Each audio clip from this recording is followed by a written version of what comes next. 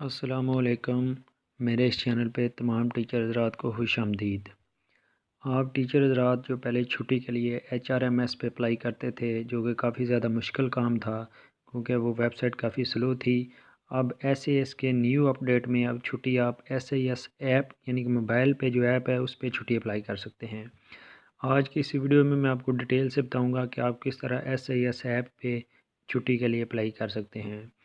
Video शुरू करने से पहले तमाम टीचर हज़रात से मेरी रिक्वेस्ट है कि अगर अभी तक उन्होंने हमारे चैनल को सब्सक्राइब नहीं किया तो चैनल को सब्सक्राइब कर लें ताकि इस तरह की नई वीडियोज़ उन्हें मिलती रहें। ये सब्सक्राइब बिल्कुल फ्री है, इसके कोई पैसे नहीं है। आप टीचर हज़रात ने यहाँ पे प्ले स्टोर पे आके जो SAS ऐप है, अगर आपके मोबाइल में पहले है तो आपने उसे अपडेट कर लेना है, अगर नहीं है तो उसे यहाँ से आके डाउनलोड कर लेना है।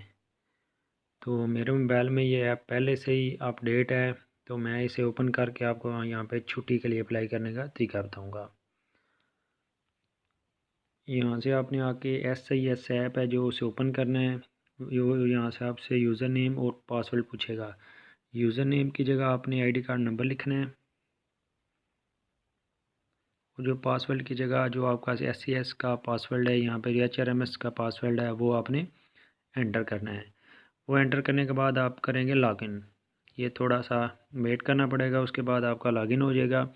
यहाँ पे प्रोफाइल, ट्रांसफ़र, लीव और क्लासेस सेक्शन है। आप लोगों ने लीव पे क्लिक करना है। लीव पे क्लिक करेंगे तो थोड़ी देर के बाद आपके सामने ये जो लीव का डायलॉग बॉक्स है ओपन हो जाएगा। आपने यहाँ पे लीव रिक्वेस्ट पे क्लिक करना है।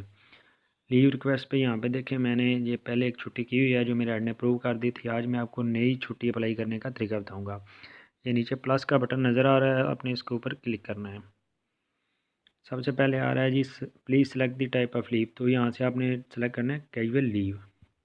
उसके बाद select duration from and select duration to. Select duration from में आपने बताना है कि मैंने किस दिन से छुट्टी शुरू करनी है। मैं कह रहा हूँ यार मैं 29 से छुट्टी शुरू करूँगा और किस दिन तक मैंने छुट्टी करनी है। मैं यहाँ 29 से छुट्टी मेरी शुरू होगी और 29 तक की होगी, या मैं कहता हूँ ये मैंने 30 तक करनी है, 2 छुट्टियाँ करनी है। इस पर मैं क्लिक करूँगा तो दिन की तादाद ऑटोमेटिकली उसे पता चल गया कि मैंने 2 छुट्टियाँ करनी है, यानी कि एक 29 को, एक 30 को।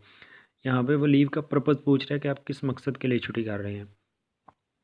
यहाँ पे मैं लिखूँगा अर्जेंट पीस ऑफ वर्क, कि यानी मैं किस मकसद के लिए छुट्टी कर रहा हूँ।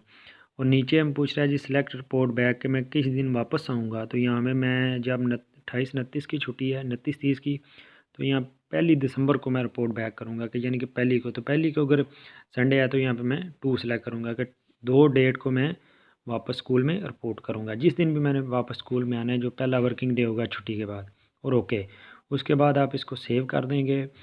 अगर आप प्राइमरी स्कूल में हैं तो आपकी छुट्टी हेड अप्रूव करेगा, अगर प्राइमरी के हेड हैं तो आपकी छुट्टी यही हो। इसी तरह अगर एलिमेंट्री के टीचर हैं तो एलिमेंट्री का हेड, अगर हाई के टीचर हैं तो हाई का हेड। इसी तरह का आप हाई स्कूल के अगर हेड हैं तो आपकी छुट्टी DO अप्रूव करेगा। और ये छुट्टी इंशाल्लाह 24 आवर के अंदर अंदर आपके जो हेड या EO हैं या DO हैं वो अप्रूव या रिजेक्ट कर देंगे।